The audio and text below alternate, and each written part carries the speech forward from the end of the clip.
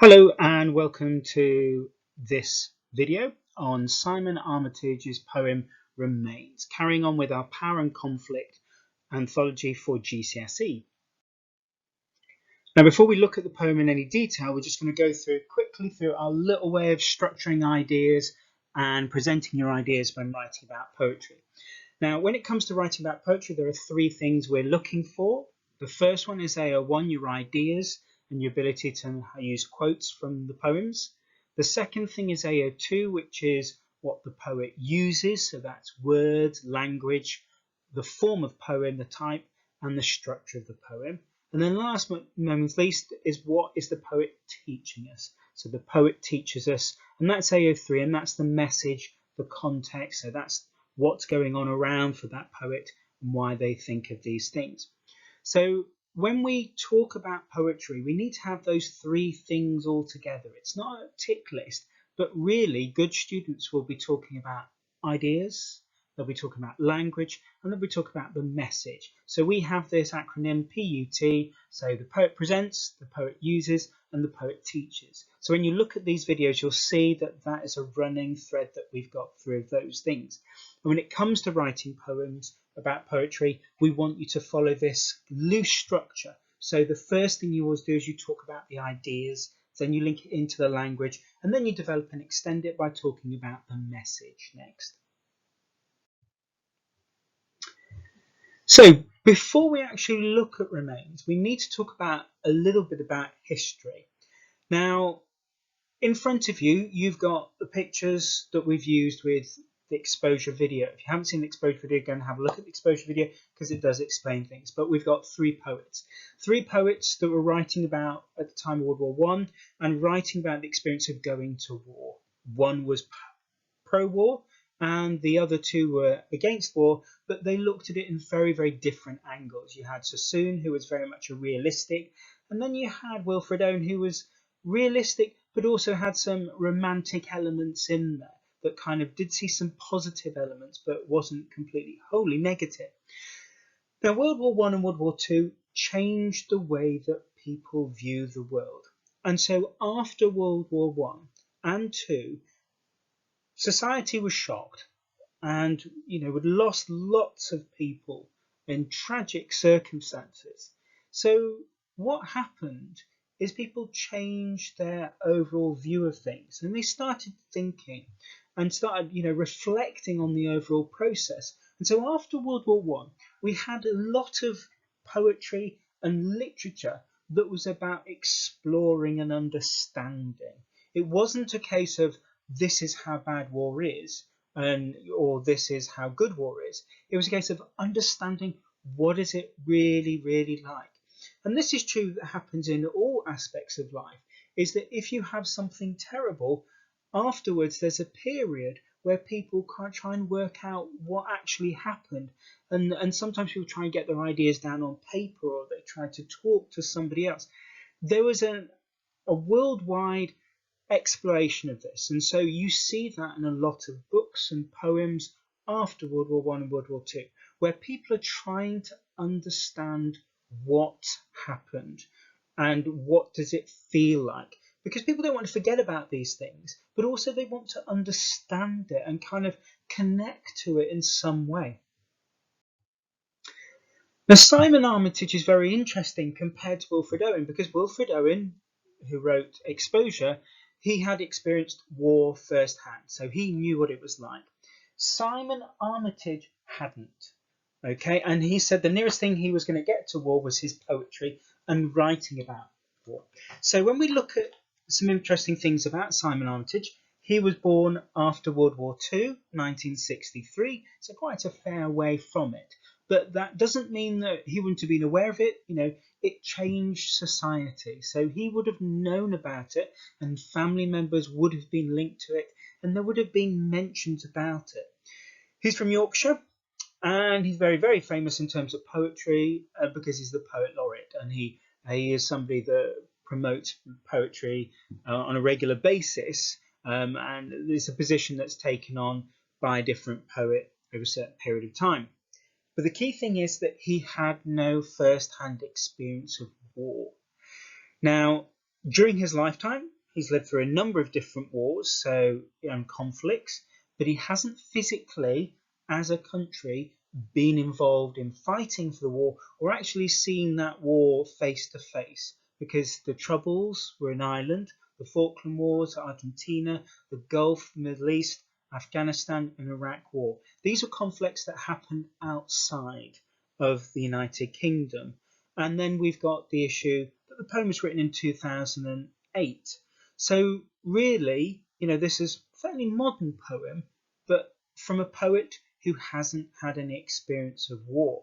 So he, like a lot of people from World War One and World War Two, he's in that kind of phase of trying to understand it. So he doesn't have that first-hand experience, but he's trying to understand what it's like. And that's a really key thing. He hasn't fought, but he's working to look at that understanding, that level of understanding. Now, before we look at the poem, it's always good to look at the title of the poem. Have a look, what does it mean? Now, the title of the poem remains quite interesting because it's got a number of different meanings. On one level, it could mean that bits that are left over. So, for example, if there are the remains of a statue, okay, that the whole statue doesn't exist, but bits of it. So is this about soldiers and they're not complete after war? That somehow something's lost. And so the title of the poem, could it relate to the fact that when you've been through war, you're not a full person anymore? Something's missing from you. If you think about a statue, an arm is missing or a head is missing. In this case, something maybe metaphorical is missing from the soldier. Another way to think of this word is remains is also what we refer to as a dead body, the remains of a person, so after death, so the remains. So that could be maybe about the soldier and somebody that is killed, or it could be about the fact the soldier feels dead, and so he's died, that the war has in a way metaphorically killed him and he's no longer a person, which does link into exposure. Now, based on that, think about what you think the poem might be saying about war.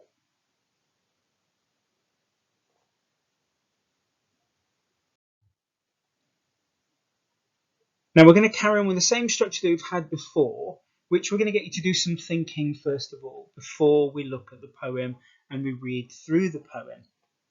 You will have a copy of the poem, but we want you to do this thinking because ideas come first. So we know poetry is about ideas and feelings, but what we need to do is start thinking with those ideas. We know that when you look at a poem, you can spot hundreds of techniques, but the examiner doesn't really want to spot every technique. They want to find the good ideas and then link those to techniques. So really what you've got to do is look at a poem from the ideas first before you look at the techniques. So before we look at the poem, we want you to just jot down some notes about what you think in relation to this, because you may have some ideas already before you look at the poem. So the first question is, how does a war change a soldier? How do you think it changes a soldier? So thinking about what happens day by day in a war, fighting, killing people, protecting your country, seeing people around you killed, how does that change a soldier? Do you become more something or do you lose something? Next question. Do soldiers fully recover from fighting in a war? And then the last question, and there's a bit of a moral question. We've talked about this before, about using bits of RE in lessons and in English, certainly. Is it right to kill in war? So what are your thoughts on that? Is it right? So I'm just going to ask you to pause the video, and when the pause symbol disappears, at that point you can carry on playing the video, but just jot down your ideas for those three questions. Can we see if you've got the same ideas that possibly the poet has in their poem? So just pause the video now.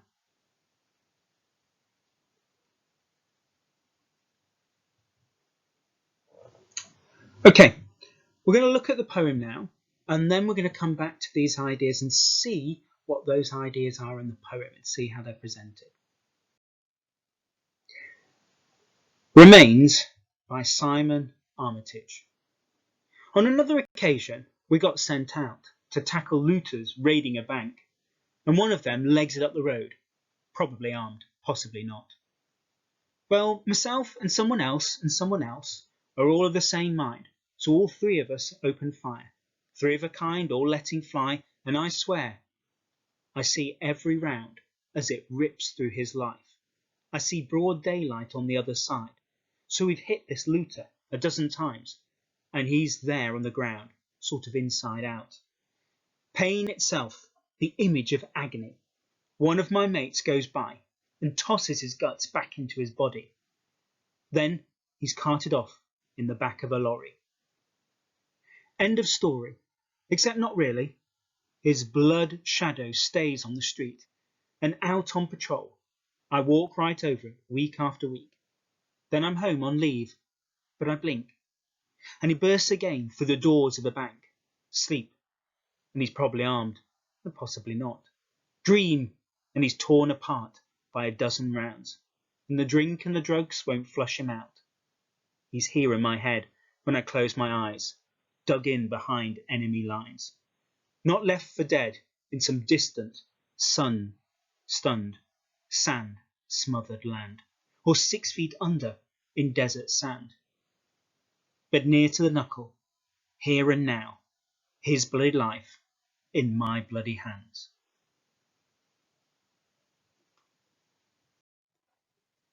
Now that we've read through the poem, have a quick look at these questions and see how your ideas differ with the poet. Pause the video and we'll carry on talking as soon as the pause symbol has disappeared.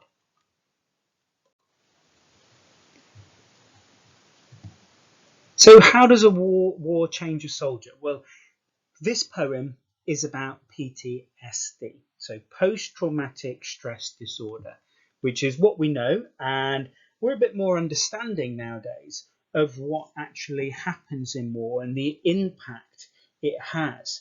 Now, shell shock, which was the term for it in Wilfred Owen's time, it was viewed as being cowardly, and people didn't understand it because obviously war can affect people in such a big way, and we know that people suffering PTSD, they actually have a higher rate of suicide as a result of being in conflicts and wars.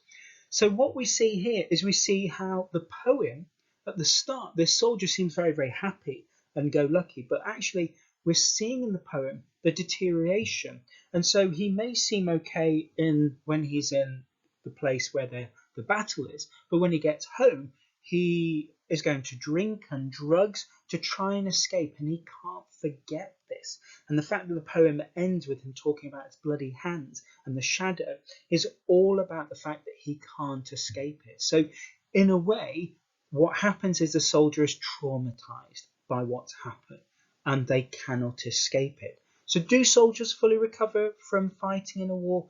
No. In a way, they carry it, and they carry that kind of guilt away with them. And in the poem, it shows that he can't escape it in his dreams and when he sleeps. So it stops him from living a normal life. And so where we think it's just one action that a person is doing, there are kind of consequences and in a way kind of little ripples that affect a person long after the event. And so this links into Wilfred Owen's Exposure, because that was about the British stiff upper lip and how people viewed that you should be brave and strong and put up with things. Here we're saying, well, actually you can't put up with those things because actually it will come back. And in a way, the key word here is haunts you, isn't it? This poem shows you how what you do in wars haunts you later on in life. And the question here that we've got is it right to kill in war?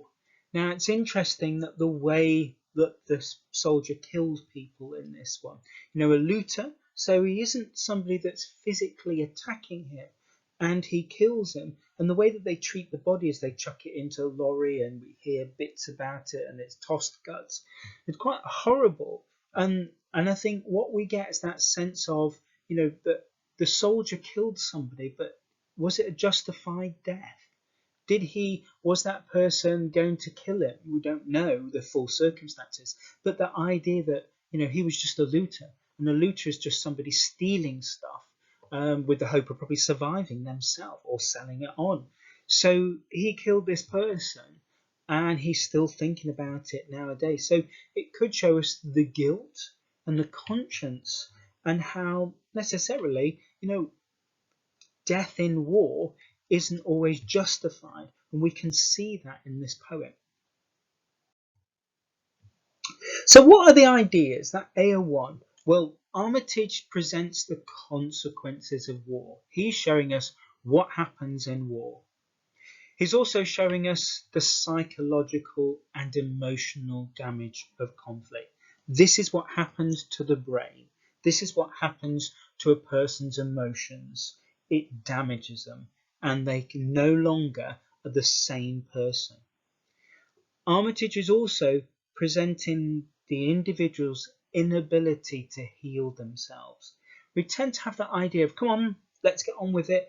But here we see that actually this man is broken, and he can no longer function in society. And actually he needs a lot more support. And we might come to that later on when we look at the messages of the poem itself. Now, a quick little quiz. Who is talking in the poem? Is it A, the poet speaking directly to us? B, the poet speaking through a different person and they've created a voice? Or is it C, the poet is speaking as God and he knows everything? Just have a quick think and decide whether you think it's A, B, or C. The answer is B. The poet is speaking through a different person. They've created a voice. Now, the reason why I've drawn attention to that is we need to be very, very clear that when a poet writes, they are not using their own voice. And I've used a bit of a picture of a trumpet there, because what they're doing is they're using a character to show their ideas. And that's sometimes quite hard to get your head around, because, for example, in Wilfred Owen's Exposure, we know he was in war, so it could be his voice, but it might not be. And we have to have that distance effect, because here it's easy to explain, because we know Simon Armitage hasn't been in a war. So the voice in the poem is a voice that he's created, and he's used this voice to try and teach us and make us feel some particular emotions. And we need to be really, really clear.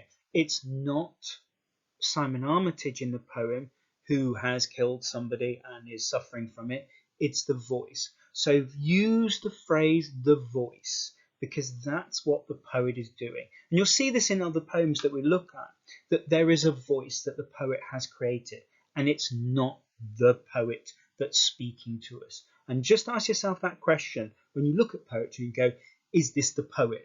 Because often or not, it's not the poet talking to us. It's actually somebody else. And they're using a character, like we've got here, as a trumpet.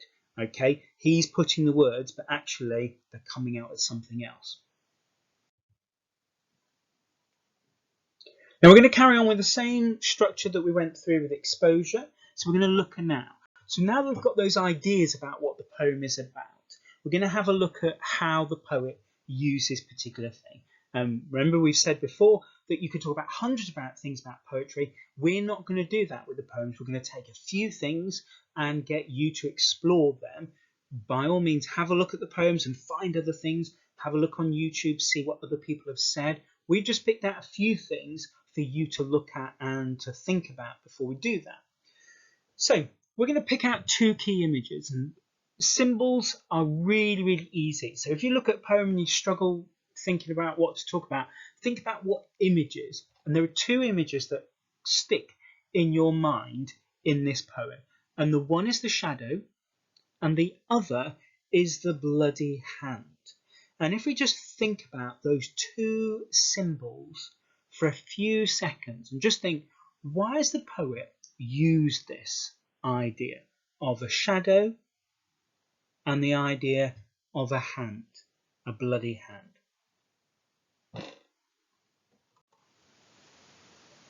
Okay, let's take the shadow imagery. So if we think about a shadow, what is a shadow? Well, shadow is usually something that's an outline of an object or a person.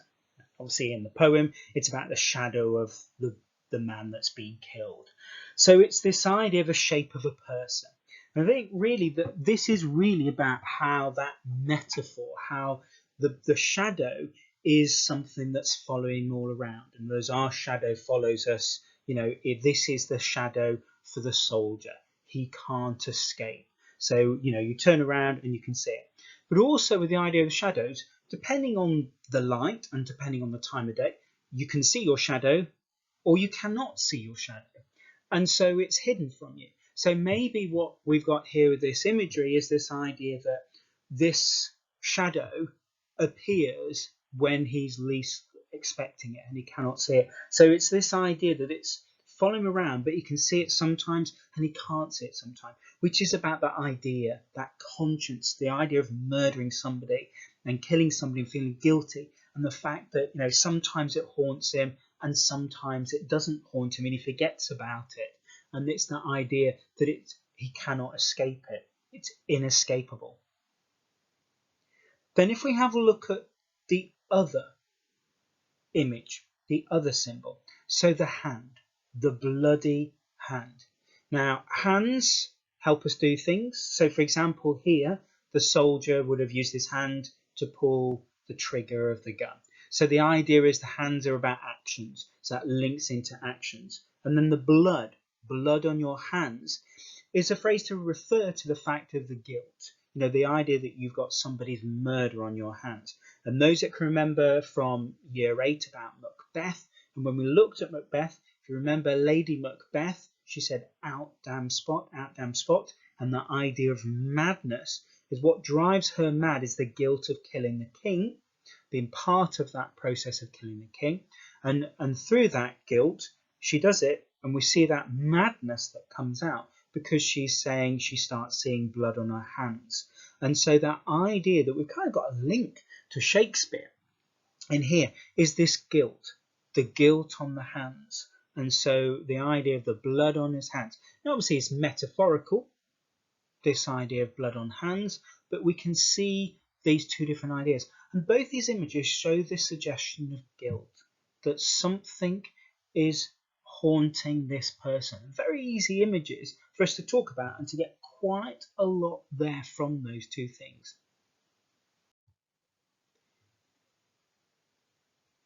Now, we're going to have a look at 4 little bits here. So what I'd like to do is just pause the video and just have a look at these 4 little bits from the whole poem and just see if you can say something about the way that language is used here to kind of reflect the ideas and possibly the message of the poem.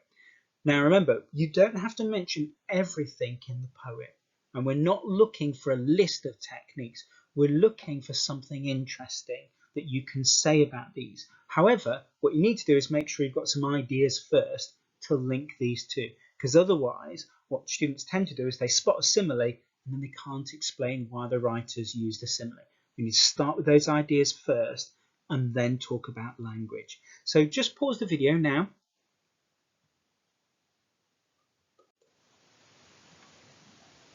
Okay, if we take the first one, this idea of legs it up. Now if we look at the language that we've got in the poem is quite colloquial and informal. So there's lots of slang in there. Legs it up and tossed guts. And in a way, that is the voice. And the voice is kind of giving us a sense of how maybe this person is quite young and how naive. It could also suggest that this person isn't as educated as other people. So, they're not as experienced. So this could be that idea that soldiers are often young, inexperienced men. And so what we've got is a young man, and who isn't fully adept or experienced at fighting at war. and is quite naive and possibly childish in it. And we can see that in the way that the language is. And one of them legs it up the road, and it's almost seemed like it's not quite as serious as it is. So, the whole thing about it being described as tossed guts and legs it up is all trying to make it seem like it's an ordinary conversation that he's having with somebody, friend. It's almost kind of like it dehumanizes what actually happens in the experience, that it's not really a real experience. It's only afterwards. And we could say that the poem shows us of how young these soldiers are, how inexperienced, and how maybe kind of naive to what they've done, really. We know that young people sign up for wars, and that could be the fact that they don't understand what they're doing. And that's why we've got that language here. If we look at the next one then, well, myself and somebody else and somebody else. Now this poem has got lots of bits in there which are quite vague and ambiguous, and it's kind of not quite sure. Probably armed, possibly not. It's repeated several times. We've got lots of vague language. So what does that vague language tell us? Well, again, this is a soldier who's not experienced enough, or is not knowledgeable, or doubting. Or another way to look at it is about memory. And is this because this voice is trying to remember something from the past? And what we've got here is the soldier trying to remember, and of course he's vague. What he can remember is the visual bits, but he can't remember the specifics. And so that's why we've got, well, somebody. Or is it him hiding who these people are? Maybe he does know, but he doesn't want to say their names because of the guilt and the responsibility. Let's have a look at the next one. And I see every round as it rips through his life. Now we've got quite an emotive verb there, rips. And we could even say it's an onomatopoeia, isn't it? It's kind of like, that's the sound, obviously, it would make as the bullets were going in, that rip sound. So here, the poet is very, very precise, very, very specific about how the soldier dies. But before other things, he's quite vague about what happens. So this kind of, in a way, shows us how much that death had an impact on this soldier. He can't remember who, but he can remember how this person dies. And we can see that emotional trauma there, how bad this is, through that violent verb and the sound effect, and how quite emotional we see. And we can see as it rips through his life. And of course, we've got that metaphor there. It doesn't rip through his body, it rips through his life. So it destroys his life. So that metaphor there. And then the last one here, he's here in my head, dug in behind enemy lines. Now, we've got a metaphor here. Also, we've got an interesting use of pronoun here. He's here in my head. Okay, and really, really specific. It's almost like this memory is trapped in his head and he can't escape. It's not a collective experience, it's my head. And this is showing us how it's the individual that's affected, not a group of soldiers, but him, and how he's stuck. And the fact that he's dug in behind enemy lines. And dug, obviously past tense of the verb dig, and this idea of being behind enemy lines. So he is the enemy and he's stuck behind the soldier's line where he should be safe. And that's where soldiers should feel safe, where they're in behind the line, okay, when they're in the battle. They should feel much safer than in no man's land or on the battlefield. They are protected. So in a way, it's kind of this death has really got into behind the line, almost like a spy getting inside him and inside his mind.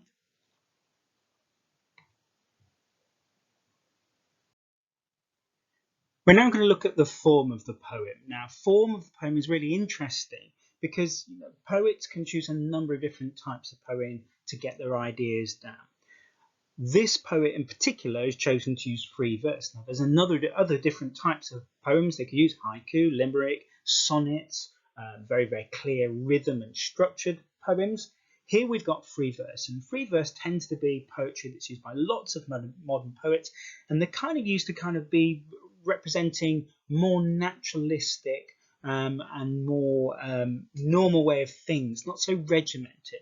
Now, I always tend to view poetry, free verse, when it breaks down, it's kind of understanding about how our minds work and how we're working here.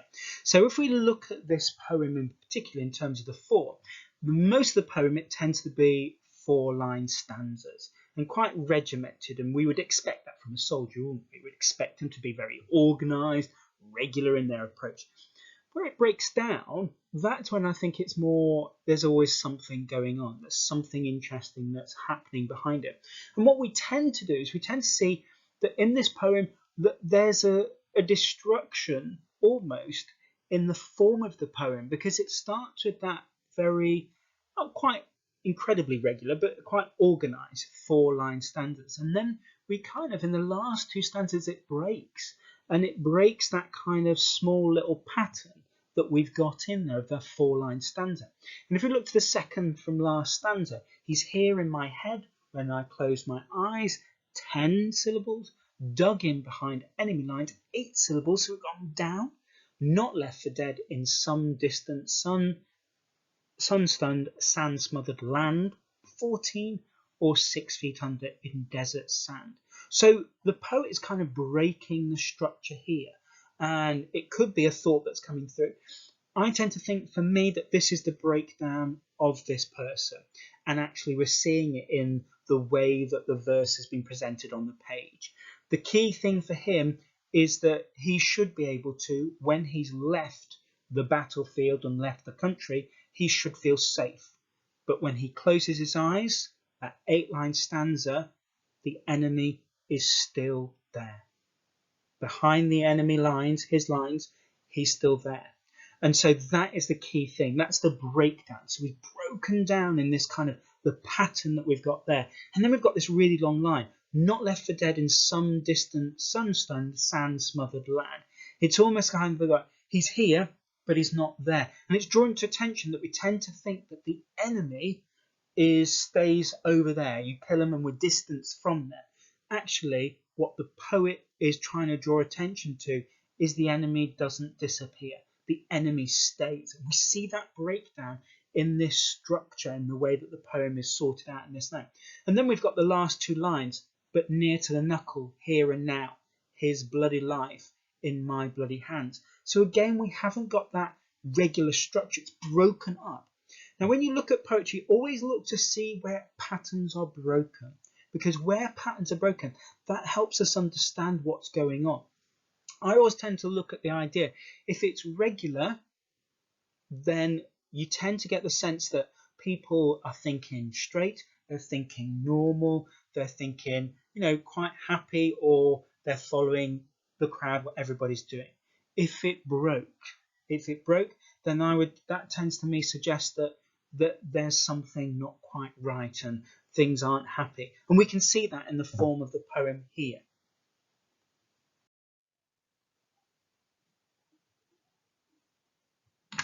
Now, added to that, the poem has a really interesting structure because it's an anecdotal story. So we know that the way that this poem originated was through a documentary series that Simon Armitage supported and would help him from.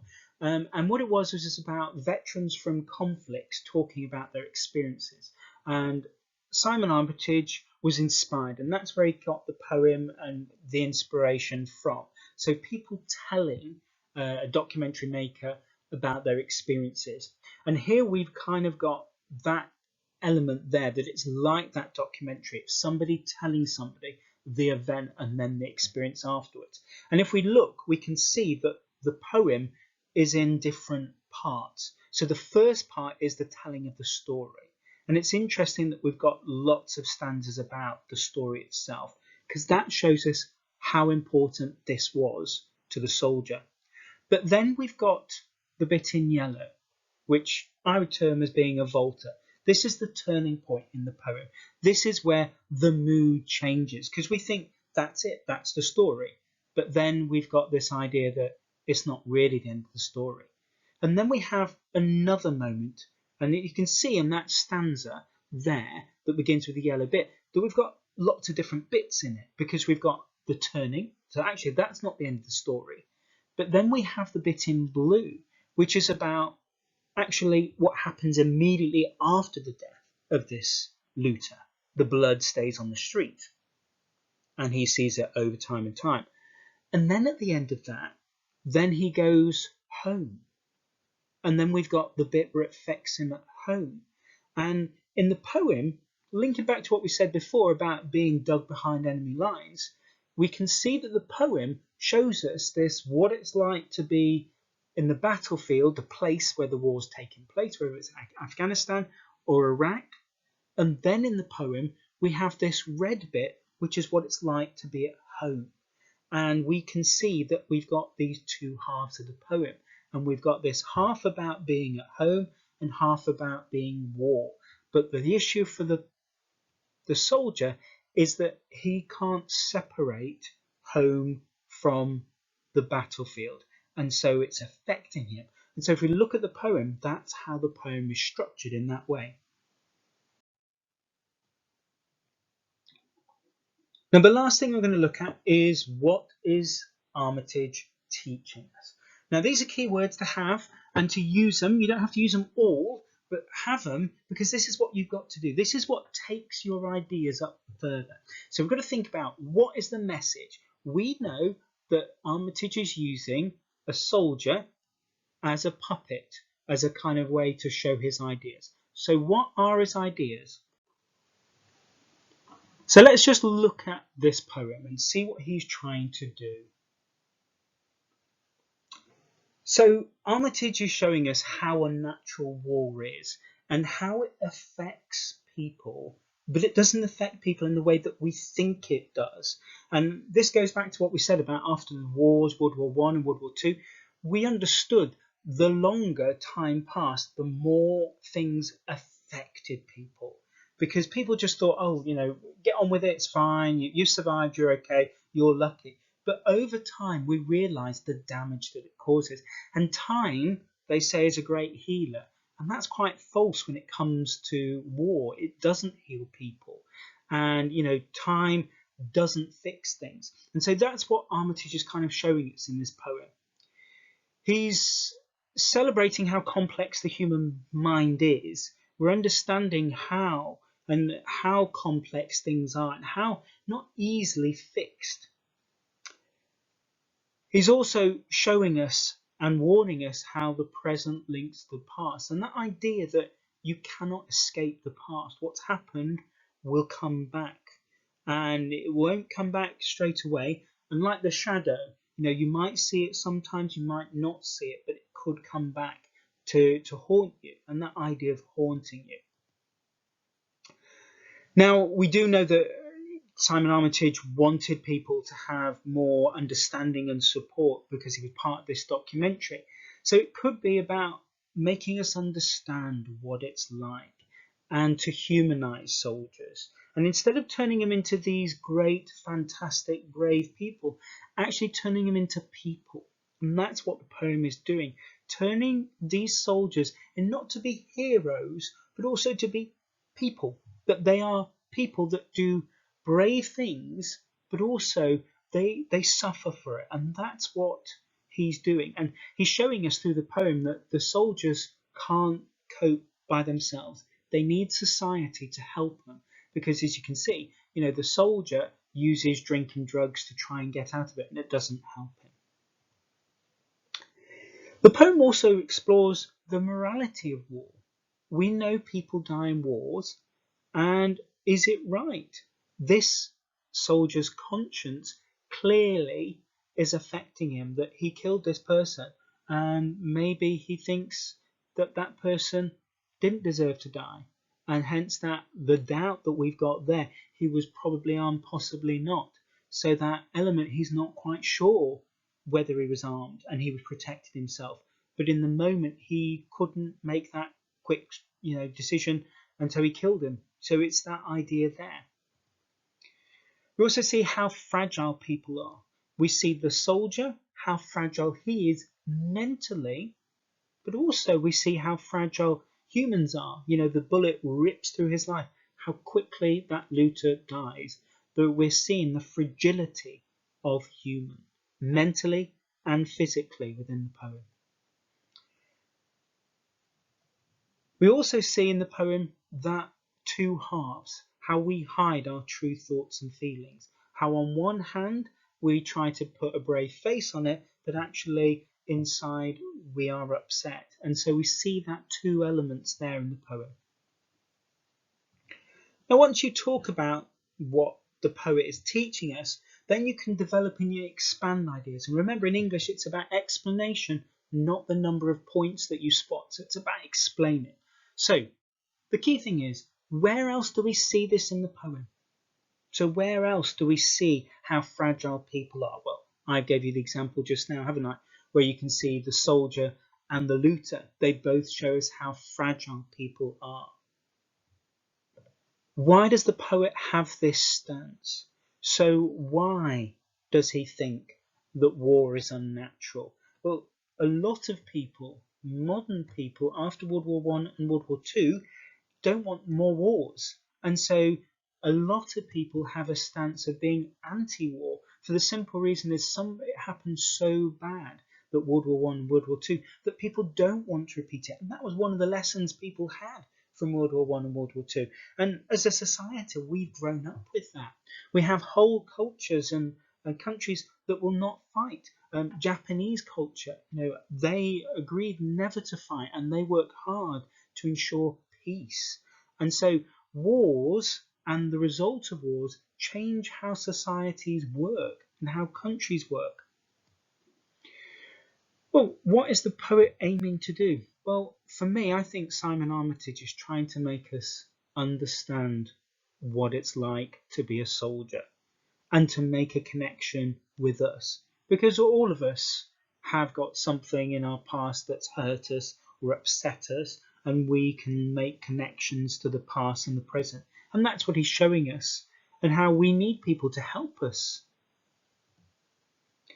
And what was going on at the time, this is a man that the poet himself, he was in England while a number of different conflicts were going on. And, we're seeing the soldiers come back from wars, but we don't understand what really happened to them. And so he's asking that question, what really happens to these soldiers? One of the things you're going to have to do is make connections between this and other poems. So we've got these connections with the poems. So we've got the power of memory. That's how you can link this poem to other poems. So we've got memory, how it affects it. How powerless man is.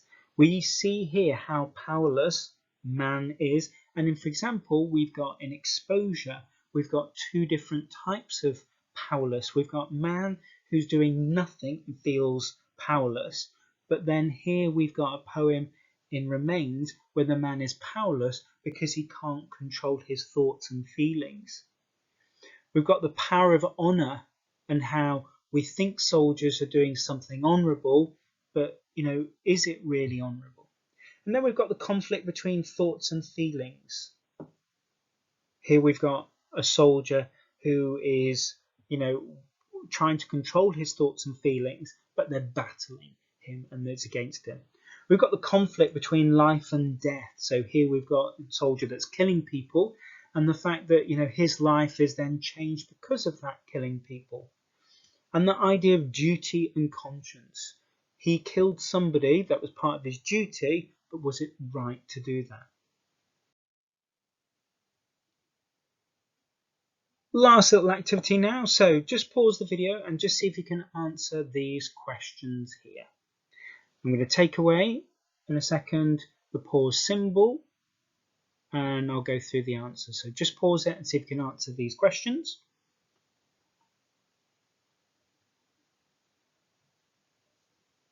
Okay, here are the answers. So 1, how many people were shooting at the rubber?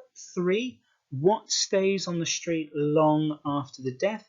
Well, that's the shadow, the blood shadow of the looter that was killed. What is the last image of the poem? His bloody hands. 4. What is used to describe the person shot? That's looter. That's somebody that steals things. 5. What T and G is used to describe how the body is treated? Tossed guts. 6. What P is the phrase that is repeated in the poem? Probably armed, possibly not. What does the writer do to show that this is like a conversation? Well, they uses lots of slang, colloquial language. What pronoun does the writer use as the poem goes on? He. What does the poet use at the end of the poem to show that the experience is never ending? And we've got one big long sentence.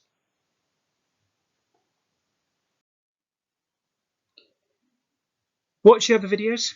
There are more videos. If you're not quite sure of things, watch the video again, make notes as you go along. There are other videos on YouTube. Certainly have a look at Mr. Bruff. The more ideas you have of the poem, the better. Remember, this isn't a kind of a memory thing of remembering everything about the poem. You need to be able to go into an exam and be able to say about something about the ideas in the poem, something about how the poem is written, and something about what the poet is teaching us. So remember that PUT structure.